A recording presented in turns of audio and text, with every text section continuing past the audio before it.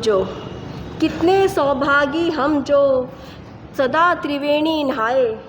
मानव जीवन जैन धर्म भिक्षु शासन पाए, भिक्षु शासन पाए। आराध्य देव के चरणों में सत सत वंदन। युग प्रधान आचार्य श्री महाश्रमण जी के चरणों में शत शत वंदन। विराजित मुनिवरों के चरणों में भावभरा अभिनंदन। उपस्थित सभी धर्म परिवार को मेरा सादर जय जिनेंद्र।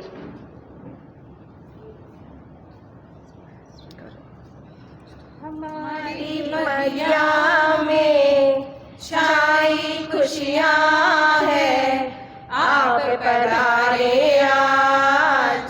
स्वागतम स्वागतम स्वागतम स्वागतम। कलियाँ खिल गई रे, रश्मियाँ बिखर गई रे, आप पधारे आज। स्वागतम स्वागतम स्वागतम स्वागतम।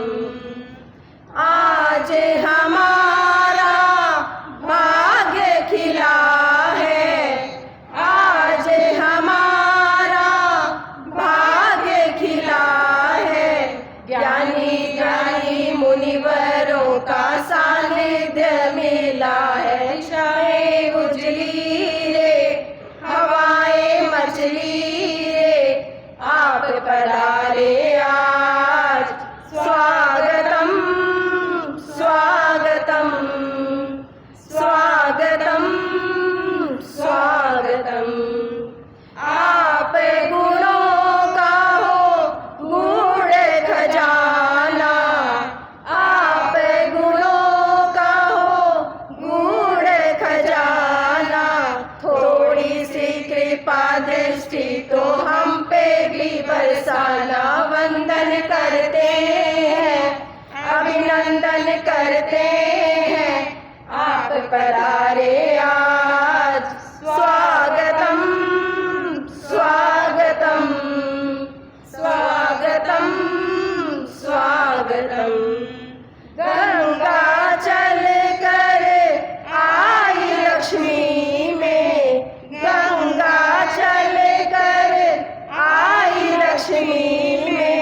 सुंदर अवसर पाए और धार्मिक लाभ उठाए। पग पग मंगल हो, जीवन अर्पण हो, आप पधारे आज। स्वागतम स्वागतम स्वागतम स्वागतम। हमारी बगिया में छाई खुशियाँ है, आप पधारे आज। स्वागतम स्वागतम स्वागतम स्वागतम।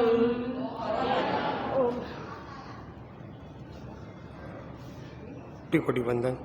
विराजित मुनिवर के चरणों में कोटि नमन। यहाँ पधारे सभी सावकगण को सादर जय जिनेंद्र। आज बहुत ही प्रशंसा हो रही है कि हमारे कॉम्प्लेक्स में 13 पंथ धर्म संघ के मुनिवर प्रथम बार पदार्पण हुआ है। मुनिवर आपके पधारने से लक्ष्मी अकवा की धरती धन्य हो गई है। मुनिवर आपके अल्पकालीन प्रवास मिला है, उसका हम सभी पूरा लाभ लेने का प्रयास करेंगे। आपके दक्षिण हावड़ा का चतुर्मास सफल हो, पूरे लक्ष्मी अकवा स्पेस की तरह के सावक समाज की तरफ से बहुत कृतज्ञ ज्ञापित करता हूँ। इसी मंगल भावनाओं के साथ ओम आरंभ। में भावरी वंदना। यहाँ विराजित मुनि श्री जिनेश कुमार जी एवं सेवर्ती मुनिवृंद के चरणों में मतेन मदामी। आज साउथवाड़ा का सराग सराग समेत सादर जय जिनेंद्र। मुनिश्री ने विशेष कृपा करके इस चतुर्मास को सवाया चतुर्मास बनाया और अपने को 15 दिन का 12 दिन का एक समय दिया जिसमें हम लोग जागृत हो सके। और ये एक मैं देखने को मिल रहा है मुनिश्री का एक तारीख का जो प्रवास के बाद में मैं लगातार देख रहा हूँ कि सराग समाज में एक उत्साह जागृत हो गया है। ये उत्साह अपने को पूरा 4 महीना बना के रखना है। ऐसा नहीं कि मेरे कम्प्लेक्स में आए और मुनिश्री का कल बिहार हो गया और अपने लोग वापस हो जाए। चतुर्मास में कोई तरह का सराग समाज की तरफ से कोई कमी नहीं रहनी चाहिए। जैसा सबको विदित है 15 जुलाई जो हमारे लिए एक परीक्षा की घड़ी है, मुनिश्री का भव्य प्रवेश होना है। और मेरा सबसे निवेदन है कि खुद अपने यहाँ से आए, पूरे परिवार को लाए और कॉम्प्लेक्स में कोई भी आदमी वंचित रहे नहीं। ठीक है, उस दिन सोमवार का दिन है, कोई बात नहीं है, 10 बजे पहले कोई ऑफिस जाता नहीं है। ये सारे कार्यक्रम 10 बजे तक अपने काम हो जाएगा, तो कोई भी इससे वंचित न रहे। इसके साथ ओमर ध्यान मरुधर रामंदार नित उठ ध्यान धरो जी ध्यान रिद्धि सिद्धि दाता रहे बड़ ध्यान धर जी ध्यान रिद्धि सिद्धि दाता रहे बड़ ध्यान धरो जी ध्यान धर मरुधर रामंदार नित उठ ध्यान धरो जी ध्यान मंत्राक्षर सम नाम सुमिरण सुखकारी जी सुखकारी मंत्राक्षर सम नाम सुमिरण सुखकारी जी सुखकारी संकट मोचन स्वाम भव भव भयहारी जी भयहार संकट मोचक स्वाम भव भव भयहार जी भयहारी मरुधर रामंदार नित उठ ध्यान धरो जी ध्यान मंजुल मूरत राम मार मन बसिया जी मन बसिया मंजुल मूरत नाम मार मन बसिया जी मन बसी गीत सवेर शाम गावे गुण रसिया जी गुण रसिया गीत सवेर शाम गावे गुण रसिया जी गुण रसी मरुधर रामंदार नित उठ ध्यान धरो जी ध्यान जिन शासन सिर मोर नंदन दीपारा जी दीपारा जिन शासन सिर मोर नंदन दीपारा जी दीपार उण मूरत रे जोड़ मोती सिपारा जी सिपार मरुधर रामंदार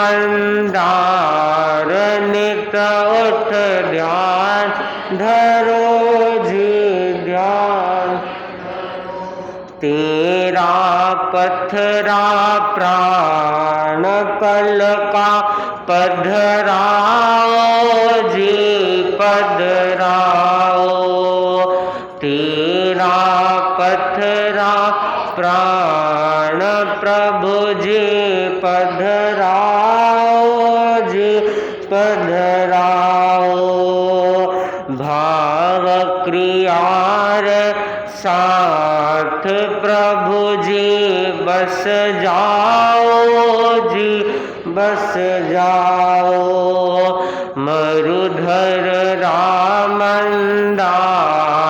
नित उठ धरा जी ध्यान धरा रिद्धि से रिद्धि दाता रही वड ध्यान धरा जी ध्यान धरा मरुधर रामंदार नित उठ ध्यान धरा जी ध्यान धर। ओम हम जागरूकता के चलते रहे तो हम मंजिल की दूरी कम कर सकते हैं। प्रत्येक व्यक्ति अपनी आत्मा का हित चाहता है, आत्मा का कल्याण चाहता है और दुख से छुटकारा पाना चाहता है। अध्यात्म के आचार्यों ने दुख मुक्ति के 6 उपाय बताए हैं। व्रतम शीलम तपोदानम संयमोर हत पूजनम दुख विच्छित्त ये सर्वं प्रोक्तम मेतन न संशय। दुख मुक्ति का आत्महित का पहला साधन है व्रत की चेतना को जगाना। महाव्रत और व्रत सभी साधु बन नहीं सकते हैं, सभी 5 महाव्रत की पालना कर नहीं सकते हैं। जिनके चारित्र मोहनी कर्म का खोशम होता है, कोई हलु कर्मी होता है, पाप भीरु होता है और जन्म मरण की परंपरा से मुक्त होना चाहता है, शीघ्र आत्म कल्याण चाहता है, वे जीव ही महाव्रत की साधना कर सकते हैं। महाव्रत की साधना, चारित्र की साधना बहुत ऊंची साधना होती है। यदि कोई साधु बन गया और शुद्ध साधुपन पालता है, उत्कृष्ट में उसके कितने भव है? 15 भव है। कभी कभी उसी भव में भी मोक्ष जा सकता है, नहीं तो उत्कृष्ट में 15 भव है। तो सब महाव्रत की साधना नहीं कर सकते हैं, लेकिन व्रत की साधना करने से भी व्यक्ति दुख को काफी कम कर सकता है। आज भी हजारों लोग हैं जो व्रत की साधना करते हैं, 12 व्रती है और 12 व्रत को भी पूर्ण जागरूकता के साथ पालने हैं। कहीं दोष लग जाता है तो प्रायश्चित करके शुद्ध हो जाते हैं। इसलिए आवश्यकता है हमारे जीवन में, आपके जीवन में, हम तो साधु है, महाव्रती है, आपके जीवन में भी महाव्रत की भावना जगे, महाव्रती बने। महाव्रती नहीं बन सकते हैं तो फिर व्रती बनने की भावना रखें। 12 व्रती बनने का मतलब है समुद्र में जितना पानी है उस पानी का अव्रत का जो पाप लग रहा है, घड़े में जितना पानी है पर उतना सा ही अव्रत का पाप लगेगा। पर आप सीमा में आ जाओगे, सीमा में रहना जरूरी है। नदी सीमा में है, समुद्र सीमा में है, तारे नक्षत्र सब सीमा में है, तब उनका मूल्य है। कोई लोग कहते हैं महाराज ये सब बंधे हुए हैं। ये क्या बंधे हुए? हम खुद बंधे हुए हैं और बंधन अच्छा भी है। कुछ लोगों को बंधन अच्छा नहीं लगता है, लेकिन ज्ञानी जन कहते बंधन अच्छा भी है। आप यदि मर्यादा में रहोगे, सीमा में रहोगे तो सुख शांति का अनुभव करोगे, दुख से छुटकारा पाओगे और आत्मा का हित आपका सदेगा। तो व्रत की चेतना हर पल हर क्षण मन में भावना भावो, मैं व्रती बनूं। और बहुत सरल तरीका है। 12 व्रत है, 12 व्रत में पीछे के जो 4 जो व्रत है, 12वां, 11वां, 10वां, 9वां, ये तो 1 मिनट में आप स्वीकार कर सकते हैं। ज़्यादा सोचना भी नहीं पड़ेगा। जब आप भोजन करते हैं और भावना भाव में 12वां व्रत निभाऊं, मतलब मुनिराज पधारे 12 व्रत, ये 12 व्रत हो गया। भावना भाई आपने साल में एक पोषा करना, देशा काशी में एक चीज का त्याग कर लिया, प्रवचन के बाद में त्याग कराते हैं, और सामायिक, तो 4 तो आप आराम से व्रत की आराधना कर सकते हैं, आराम से पालना कर सकते हैं, कोई प्रॉब्लम नहीं है।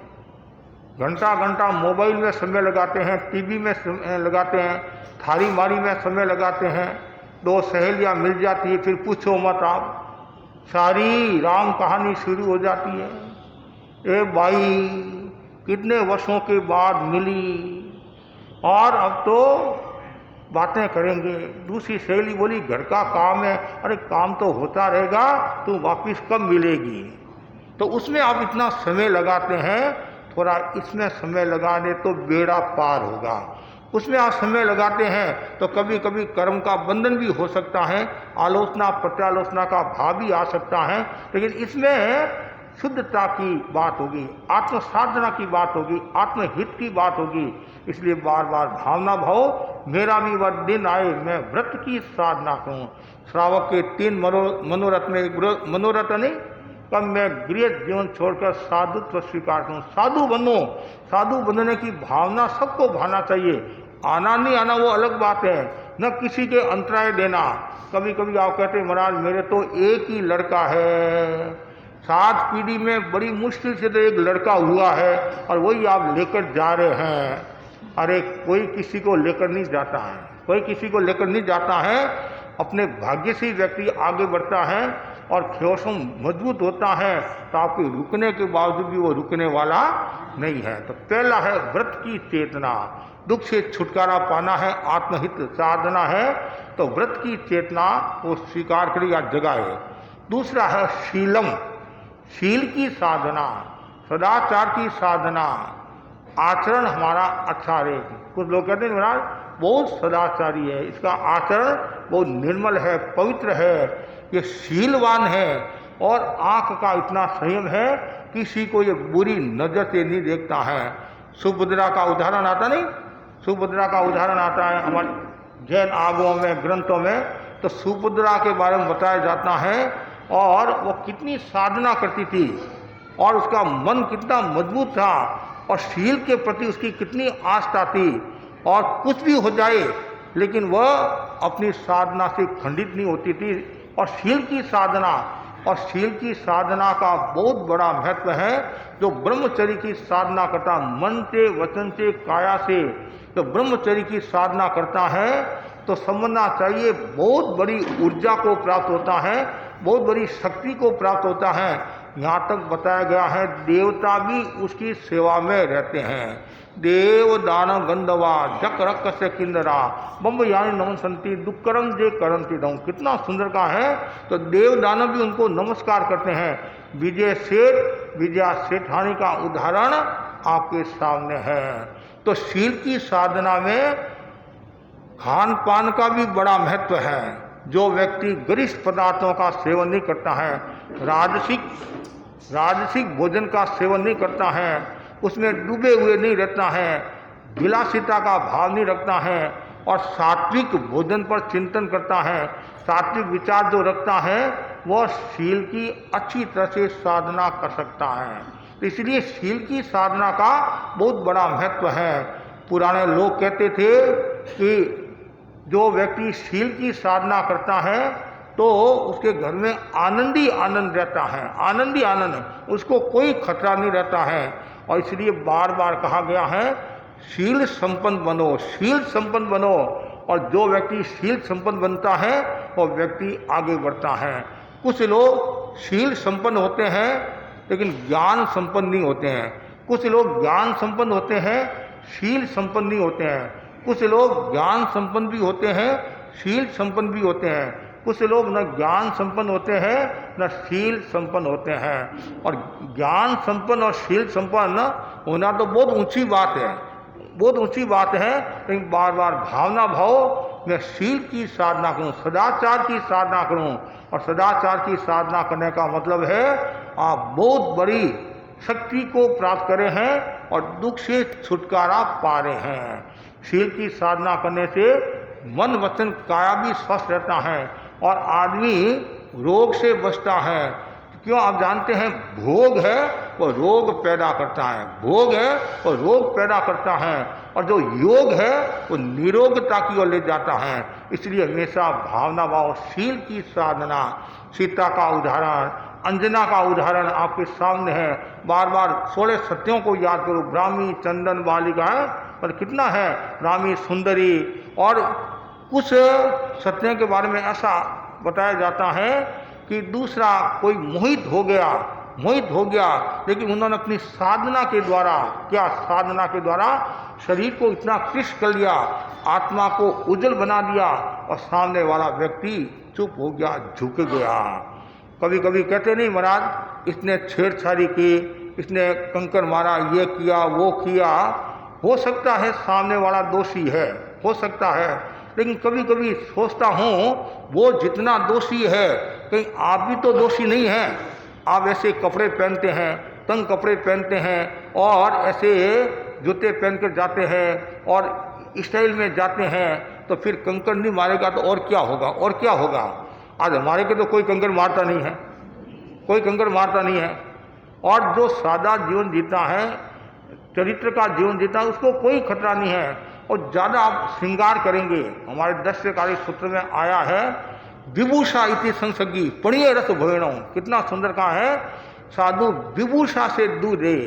और जो साधु विभूषा करता है उसमें डूबा हुआ रहता है, और बार बार हाथ पैर धोता है, बार बार स्नान की आकांक्षा रखता है, या और शरीर श्रृंगार के प्रति सजग रहता है, बार बार शरीर श्रृंगार, तो चरित्र में दोष लगने की संभावना है, और शील से भी वो खंडित हो सकता है। इसलिए आवश्यकता है जितना आपका सादा जीवन होगा, रहन सहन खान पान जितना आपका स्वस्थ होगा, और कोई बुरी नज़र से नहीं देखोगे किसी को, और मोबाइल में भी ऐसे अश्लील चित्र नहीं देखेंगे या अश्लील शब्द नहीं सुनेंगे, तो आपका चरित्रशील काफ़ी हद तक सुरक्षित रह सकता है।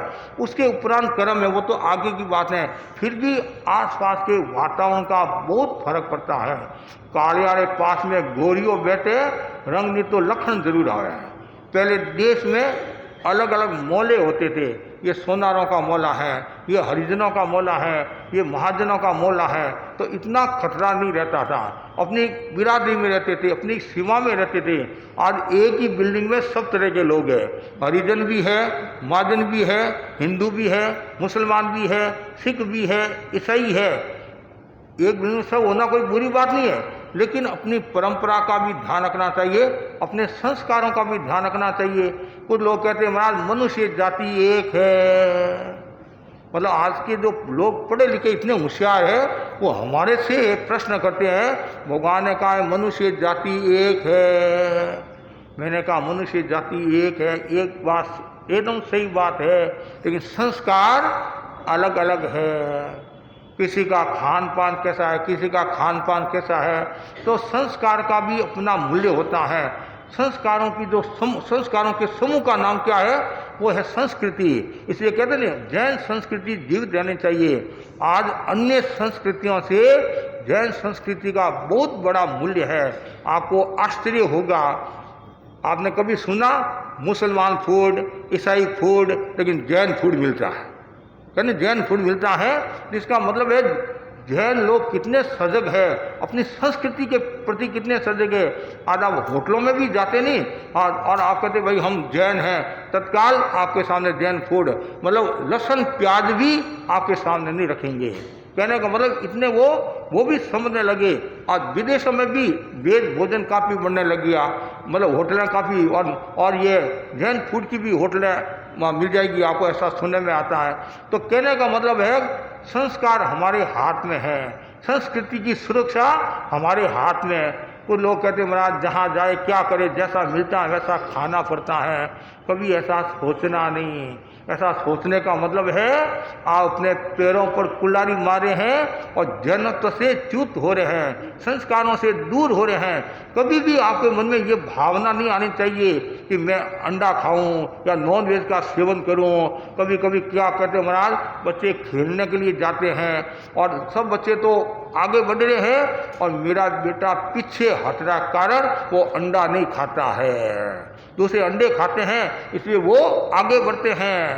कभी ऐसा मन में नहीं आना। अरे खाने की कितनी चीज़ें हैं, क्या पुराने लोग आगे नहीं बढ़ते थे? वो भी तो खेल खेलते थे, वो भी आगे बढ़ते थे, सब कुछ होता था। ये तो केवल जीव की लोलुपता है। क्या है? जीव की लोलुपता है और अपनी संस्कृति पर प्रहार करने का साधन है, संस्कृति पर। और आप ऐसा माहौल बनाते हैं और हमारे परिवार के लोग भी समर्थन करते हैं, परिवार के लोग भी समर्थन करते हैं। एक भाई को मैंने प्रेरणा दी कि भाई नशा मत करना। उसकी माँ या दादी बोली होगी महाराज विदेश में जाता है, इसको त्याग मत कराओ। इसका मतलब आप खुद उसके पक्ष में हो, आप खुद उसके पक्ष में हो गए हैं, आप खुद उसको धर्म से दूर करे हैं। कभी ऐसा सोचना नहीं। जैसे महात्मा गांधी ने कहा था मुझे विदेश जाना है, तो माँ ने कहा बेटा ये 3 चीज़ों का त्याग करे तो तुम्हारे को विदेश, तो फिर वो जैन मुनि के पास लेकर जाते हैं, त्याग कराते हैं। महात्मा गांधी कहते हैं कि यदि मैं ये त्याग नहीं करता तो मैं भटक जाता है। तो त्याग का बहुत बड़ा मूल्य है, शील का बहुत बड़ा मूल्य है। और कुछ भी हो जाए लेकिन अपनी शील खंडित नहीं होनी चाहिए, अपना चरित्र खंडित नहीं होना चाहिए। और उसके लिए आहार का संयम, वाणी का संयम, विचारों का संयम और रहन सहन खान पान स्वस्थ होना चाहिए। आज हम कपड़े देखते हैं। पुराने समय में तो कोई गरीब आदमी होता नहीं, गरीब आदमी किसी के नेकर बोलते नहीं, नेकर हाफ पैंट है फट जाती तो उसके कारी करते थे, कारी। और आज तो आप देखते हैं नया कपड़ा और उसको ऐसे करके घिसकर एकदम ये क्या बोलते हैं जगह जगह छेद, और बड़े बड़े, कोई छोटे मोटे नहीं, जो हमारे पदाधिकारी है, बड़े आदमी हैं, वो भी नई स्टाइल में रह रहे हैं, एक समय था वो गरीब होते तब उनको कारी लगाना पड़ता था और आज जानबूझकर कारी लगा रहे हैं, क्यों? फैशन है। लेकिन ज्ञानी जन कहते हैं फैशन और व्यसन से जो मुक्त होता है वही अच्छी तरह से शील की साधना कर सकता है। कितना सुंदर कहा है, व्यसन और फैशन ये दोनों ही शील को खंडित करने वाले हो सकते हैं। कहा जाता नहीं राक्षस कौन है? शराब पीने वाला राक्षस हो गया। और जो शराब पीता है, नशा करता है, तो उसमें एक अवगुण नहीं आता है, न जाने कितने अवगुण आ जाते हैं। इसलिए सबको मैं आत्मीयता के साथ कहना चाहता हूँ, किसी के घर में भी ये दुराचार का भाव नहीं आए, किसी व्यक्ति के मन में दुराचार का भाव नहीं आए, और न किसी को बुरी नजर से देखना। आज जो ये सगाई हो जाती है ना, सगाई के बाद में लड़का लड़की ये फोटो खिंचाते हैं और कुछ करते हैं, और सब तो मुझे याद नहीं है, लेकिन अब उसमें कितना अनर्थ हो रहा है, कितना नुकसान। और ऐसा सुनने में आता है यदि वो लड़की मना कर देती है कि भाई ये शादी के पहले ये सब काम नहीं करेंगे, तो कहते उनकी जो ननंद नहीं, वो कि नहीं तुम्हारे को ये करना पड़ेगा, ऐसे फोटो खिंचाना पड़ेगा, ये करना पड़ेगा। क्यों समाज को डुबो रहे हो? क्यों संस्कृति को डुबो रहे हो? और कल तू उनके साथ रहने वाली नहीं है, साथ वो पति पत्नी साथ में रहेंगे, कल कोई 19-21 हो गया तो लेना का देना हो जाएगा। फिर आप कहते तलाक हो गया, ये हो गया, वो हो गया, कि वो लड़की ऐसी निकली, लड़का ऐसा निकला। और वो लड़की लड़का ऐसा निकला है, उससे पहले परिवार वालों को भी सोचना चाहिए, हम कहाँ जा रहे हैं। जो 1 लाख रुपया का जो खर्चा है और करोड़ रुपया खर्चा करे हैं, तो फिर क्या होगा? सुबह तो शादी और शाम को बर्बादी हो रही है, ऐसा सुबह तो ऐसा शादी हुई और शाम को वो क्या बोलते रिसेप्शन क्या? हाँ वो करते नहीं, हाँ रिसेप्शन करते हैं। तो वो लड़का वाले तो इंतजार करा, लड़की आ रही है, फिर कहा लड़की तो गई। अब ये ऐसा क्यों करे? तो शुरू से आप ऐसे संस्कार दें। हमारे बड़े संत फरमाते थे घर में संगोष्ठियाँ होनी चाहिए, समय समय पर चरित्र के संस्कार बताओ, शील के संस्कार बताओ और खान पान के संस्कार बताओ, हमारी क्या परंपरा है। यदि आप सुखी रहना चाहते हैं तो दूसरा जो सूत्र है आत्महित साधने का या दुख से छुटकारा पाने का, शील की साधना, व्रतों शीलों। तीसरा बताया तपस्या करना। तपस्या से भी व्यक्ति दुख से छुटकारा पाता है, रोग से छुटकारा पाता है, उपसर्ग उपदर्ग से छुटकारा पाता है। आज ऐसे ऐसे लोगों को देखा जिनके भयंकर व्याधियाँ थी, बीमारियाँ थी, शारीरिक बीमारी, मानसिक बीमारी, ऊपर की बीमारी, लेकिन तपस्या का सहारा लिया, एकदम ठीक हो गया। अभी उत्तर हावड़ा में अक्षय तृतीया का कार्यक्रम था, 21 पारने हुए, उसमें एक भाई आया और उसके बहुत ऊपर का देवी देवता का बहुत उत्सर्ग था। उसने तपस्या प्रारंभ की कि महाराज आपकी कृपा से एकदम स्वस्थ हूँ और मेरी अच्छी तपस्या चल रही है। तो कह रहे हैं तपस्या का कितना प्रभाव है। और कुछ लोग कहते हैं महाराज ये ज़्यादा तपस्या करता है, बीमार हो गया, और जो तपस्या करता है वो जल्दी मृत्यु को प्राप्त होता है। ये अवधारणा गलत है। आज 36 घंटे भूखे रहते हैं, कितने लोगों को मरते हुए देखा, जो उपवास करते हैं कितने लोगों को मरते हुए देखा, और लगातार 36 घंटा भोजन करे, फिर देखो क्या परिणाम आएगा, क्या परिणाम आएगा। ये बात नहीं, वो तो अविवेक। यदि आप तपस्या में अविवेक करोगे, खाने में अविवेक करोगे तो कुछ भी हो सकता है। इसलिए तपस्या जरूरी है। नौकाशी पोस्ट, मैं तो बार बार कहा करता हूँ, जिसके घर में तपस्या है वहाँ समस्या नहीं है। और यहाँ भी देखो, हमारे यहाँ कौन है, संपत भाई है नहीं, संपत भाई दुगड़ बीच में उनके गड़बड़ होगी, लेकिन तपस्या का उसने सहारा लिया। कुछ भी हो, लेकिन तपस्या का एक अलग ही प्रभाव होता है। और जो तप में लीन रहता है तो देवता भी उसकी सहायता करते हैं, सेवा करते हैं, या कुछ रास्ता उनको मिल जाता है। तो ये दुख से छुटकारा पाने का तीसरा जो सूत्र है तप, और चातुर्मास आ रहा है, और मैं बार बार कहा रहा हूँ, तपस्या तपस्या तपस्या। और तपस्या से एक माहौल अलग होता है। शासन गौरव राजीवती जी बार बार पहले फरमाते थे कि चातुर्मास में सब कार्यक्रम हो गए, यदि तपस्या नहीं है तो एक दृष्टि से चातुर्मास अधूरा है, एक दृष्टि से अधूरा है। इसलिए तपस्या का एक अलग प्रभाव पड़ता है। और तपस्या की जो सुगंध है, तपस्या की सौरभ है, कि भारत में नहीं विदेश में भी जाती है। कैसे जाती है? आपके कोई सगे संबंधी विदेश में रहते हैं और आपने 28 की, तो आप कहते हैं मेरे आज 8 है 7 है, उनको आप फ़ोन करते हैं, वो आपको साता पूछते हैं, और फिर आगे और प्रचार करते हैं कि मेरे परिवार में 28 है। कभी कभी आप भी कहते हैं महाराज 7 पीढ़ी में पहली बार ये 28 हो रही हैं, पहली बार मांस खमन हो रहा है। कितने आपके मन में उत्साह लाड कोड होता है। और तपस्या जो करते हैं तो भजन मंडली वाले गीत गाने के लिए आते हैं, कर्म निद्रा में वो सहयोगी बनते हैं। लेकिन तपस्या प्रदर्शन के लिए नहीं करना है, दिखावे के लिए नहीं करना है कि भाई तपस्या करने से ऐसा होगा वैसा होगा, नहीं। एकमात्र निद्रा के लिए, कर्म काटने के लिए तपस्या करना। और तपस्या में ये मैंने सुना है भोज होता है, पारना में भोज होता है, अनावश्यक खर्चा होता है, लेन देन होता है। और रात को भी ये जो तपस्या में गीत गाने के लिए जाते हैं, सगे संबंधी जो बुलाते हैं आदि है, तो रात को भी भोज करते हैं, नाश्ता कराते हैं। नहीं, उधर तो वो भाई भूखा है, बहन भूखी है, और आप माल उड़ा रहे हो।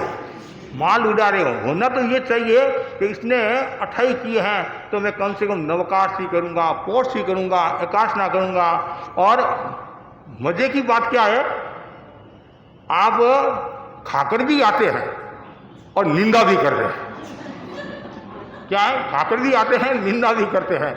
एक भाई मेवाड़ की बात है, और मुनि मोहनलाल जी के दर्शन करने के लिए आया कि महाराज क्या जमाना आया, कितना प्रदर्शन बढ़ रहा है। देखो महाराज ये शादी में चांदी का सिक्का दिया है, कितना प्रदर्शन, ये वो ऐसा, मतलब पहले ऐसे बताया चांदी का सिक्का दिया।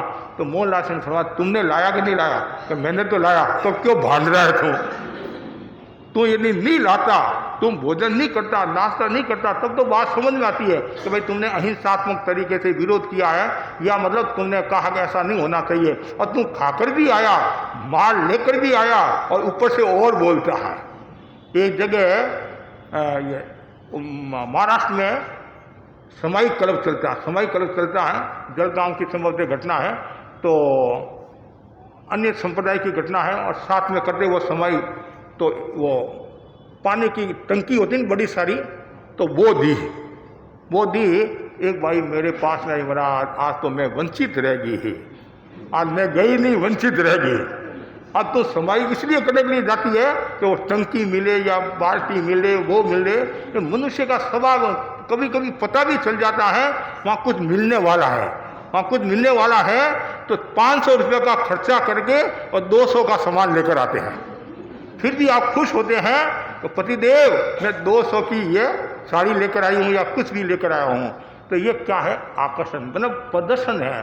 तो ये विवाह शादी में प्रदर्शन नहीं होना चाहिए। तपस्या में तो कोई भी प्रकार का प्रदर्शन नहीं होना चाहिए। निदर्शन हमारे संत हुए मुनि रंजीत मल्ली स्वामी, चौथ मल्ली स्वामी, रंजीत मल्ली स्वामी मेवाड़ के थे, पुर के थे, बाप बेटा दोनों तपस्या करते थे। उन्होंने 6 मासी तपस्या की। मुनि रंजीत मल्ली स्वामी ने, राजनगर की घटना है, तब 6 मासी की तपस्या, तो लोग तो आते नहीं, लोग आए, सैकड़ों लोग आए, सैकड़ों लोग आसपास के लोग आए, लेकिन बाबा ने पारना नहीं किया कि भाई अभी ग्रह होगा। तो एक दिन और रुके, तो फिर भी पारना नहीं किया, पारना नहीं किया। तो लोगों ने सोचा महाराज कब पारना करेंगे, हम यहाँ कितने दिन तक रुकेंगे। तो सब लोग चले गए।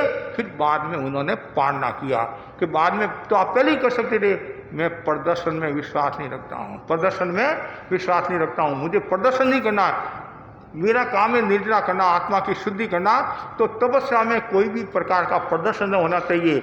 और सभा संस्थाएं वाले भी ध्यान दें, उनको भी जो तपस्या करने वाले उनको प्रेम से समझाए, प्रेम से समझाए कि भाई ये आडंबर प्रदर्शन नहीं करना है, और करना ही है तो आप और तपस्या लो। तब का अभिनंदन तब के द्वारा, तब का अभिनंदन तब के द्वारा। तो इसने 28 की है तो मैं बेला करूंगा, तेला करूंगा, बोली नहीं बोलना, बोली नहीं बोलना है कि भाई तपस्या की है, अनुमोदना में मैं भी उपवास आदि करूंगी।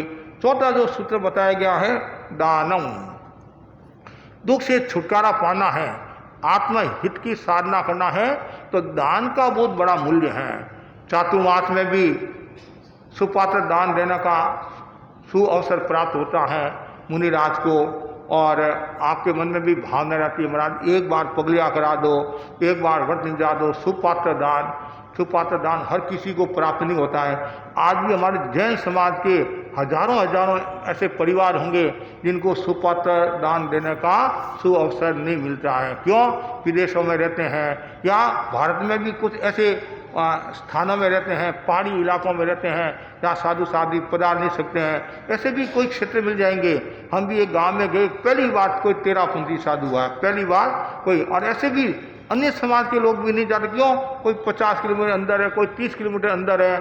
तो लेकिन तो दान हर कोई दे भी नहीं सकता है, और हर किसी को मौका भी नहीं मिलता है, हर किसी को मौका भी नहीं मिलता है। और कभी कभी ऐसा होता है कि महाराज भी पधारते हैं लेकिन फिर भी योग नहीं होता है। मैं एक गांव में गया, प्राय सब घर फंस लिए। उस घर में गया तो वो घर असुस्ता था, मतलब आगे पानी गिरा हुआ था। तो 1-2 बार हुआ, योग नहीं बैठा। फिर मैंने कहा ये घर क्यों छोड़ूं। वापिस गया तो इतना सा दूध था, कितना, इतना कटोरी में इतना सा दूध था। तो मैंने कहा उसका व्रत निजा दूँ। जैसे ही वो दूध बहराने लगी और उसने दूध के फूंक दे दिए, बार फूंक देती असुस्ता हो गया। भाई कहा कि हिंसा असुस्ता हो गया। तो लेकिन देखो योग बिना नहीं होता है। 3 बार 2 बार गया फिर भी वो व्रत निभा नहीं सकी। तो कभी कभी ऐसा भी होता है। लेकिन इसलिए ये जो सुपात्र दान देना है, तो गोची आप जो कराते हैं उसमें भी विवेक रखना, सुस्ता का पूरा ध्यान रखना चाहिए। कभी मैं बताऊंगा, भाग रखता हूँ गोची के बारे में भी, और सुपात्र दान का कितना बड़ा महत्व है। तो जो दान देता है तीर्थंकर नाम गोत्र का उपार्जन कर सकता है। दान से चेतना निर्मल होती है, पवित्र होती है, आत्मीयता बढ़ती है। और संसार की दृष्टि से भी देखे, आप यदि राजा को दान देते हैं, दान देते हैं या मतलब सेवा करते हैं तो क्या सम्मान को प्राप्त होते हैं। शत्रु को आपने दान दिया तो मित्रता बढ़ती है, वैरपना दूर होता है, और व्यक्ति मान सम्मान को प्राप्त होता है, और लोग भी उसकी प्रशंसा करते हैं। ये हमारे यहाँ का भामाशाह है, बोलते हैं भामाशाह है, ये है वो है। तो दान का बहुत बड़ा मूल्य, और गुप्त दान का तो और ज़्यादा मूल्य होता है। कुछ लोग ऐसे हैं दान देने के बाद में कुछ नहीं बोलते हैं। लौकिक दान भी होता है, लोकोत्तर दान भी होता है। आध्यात्मिक दान दुख से छुटकारा पाने का साधन है।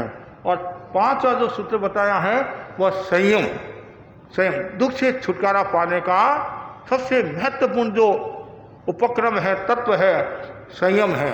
जैन धर्म की विशेषता क्या है? संयम है। जिसने संयम को समझा उसने जनत्व को समझा, और जिसने संयम को नहीं समझा उसने जनत्व को भी नहीं समझा। और संयम किसके ऊपर करना? जीव अजीव पर संयम करना। और राष्ट्र की जो बर्बादी हो रही है उसका एक बड़ा जो कारण है वह है असंयम। आज पर्यावरण दूषित हो रहा है, खनिज पदार्थों का मतलब दोहन हो रहा है, पर धरती का कितना दोहन हो रहा है, कितने वनों की कटाई हो रही है, ये सब क्या है?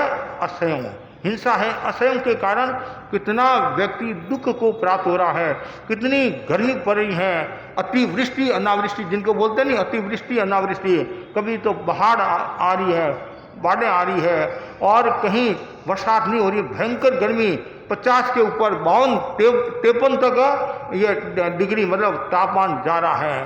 तो ये क्यों? कहीं न कहीं मनुष्य के असंयम हो रहा है, असंयम हो रहा है। उस असंयम के कारण नुकसान हो रहा है। घर में भी देखते हैं वो लोग पानी का कितना असंयम करते हैं, भोजन का भी असंयम करते हैं। पहले भोजन ले लेते हैं और फिर अब भाता नहीं है, फिर झूठा छोड़ते हैं। कितना नुकसान होता है, कितना नुकसान होता है। इसलिए संयम जरूरी है, और जितना ज़्यादा संयम होगा उतना ही व्यक्ति दुख से छुटकारा पाएगा।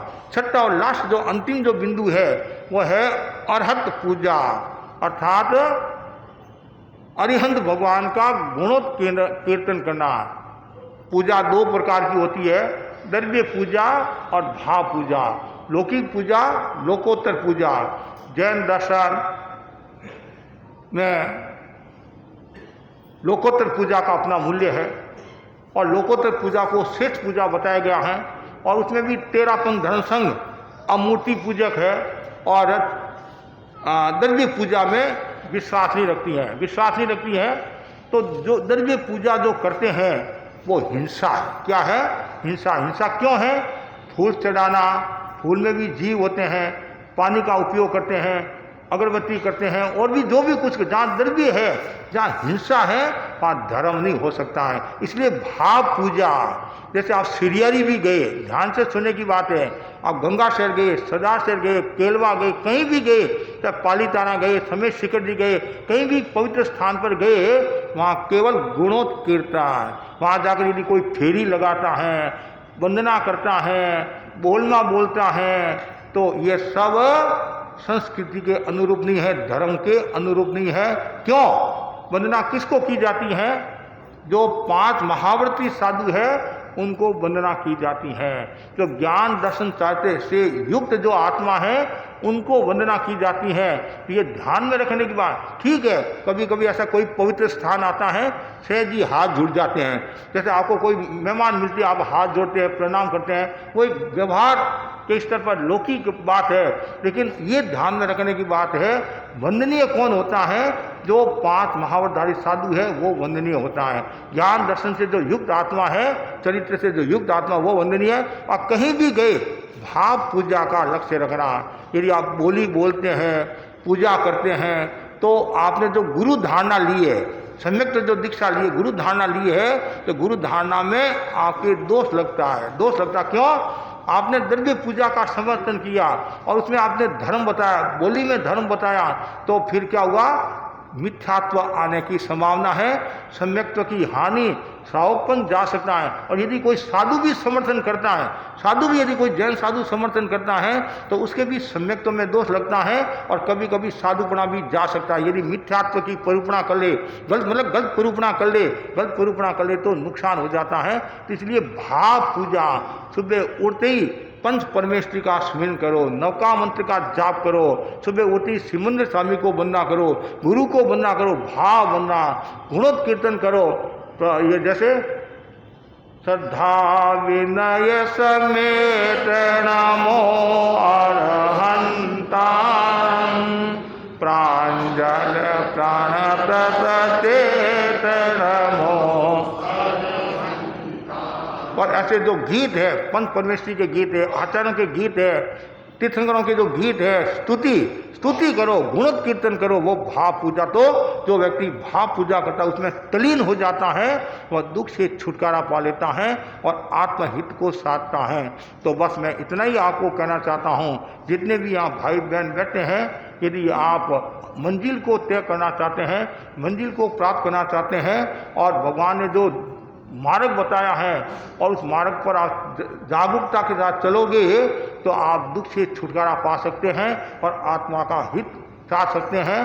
तो ये 6 मार्ग मैंने जो बताया दुख से छुटकारा के, वापिस आप याद कर सकते हैं।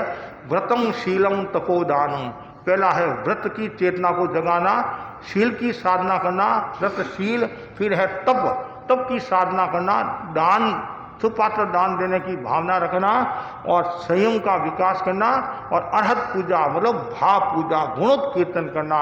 इससे आप दुख से छुटकारा पा सकते हैं। तो मैं सभी ये लक्ष्मी एक्वा स्पेस में जितने भी जो भाई बहन रहते हैं, जो बाहर से जो भी आए हैं, दक्षिण हावड़ा से या अन्य क्षेत्रों से जो भी आए हैं, वे सब आत्मा की चिंता करें, आत्मा को साधे और दुख से छुटकारा पाए। ये मैं आध्यात्मिक मंगल कामना करता हूँ। आप सब शांति का जीवन जिए। सामने चातुर्मास है और ज़्यादा से ज़्यादा चातुर्मास में ज्ञान, दर्शन, चाहते तप, वीर्य की आराधना करें और दूसरों को भी प्रेरणा दे। इसी आशा के साथ ओम आराम।